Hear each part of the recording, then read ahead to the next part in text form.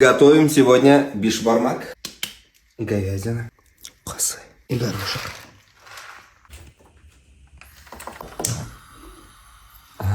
Оставляем на 2 часа. Займемся тестом.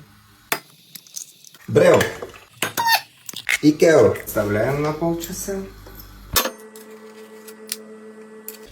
Делаем несколько проколов. Затем соль и лучок.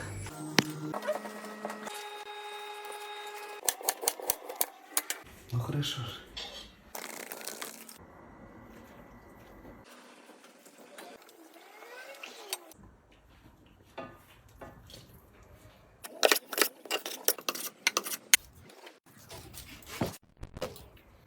А это оставляем прямо так. Кладем жейма. Буквально 5 минут.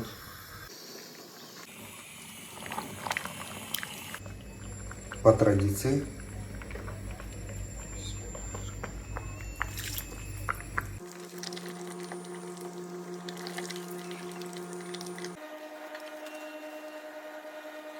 Кладем сюда. Поэтому она и называется бишбармак. Тут упулсайновна.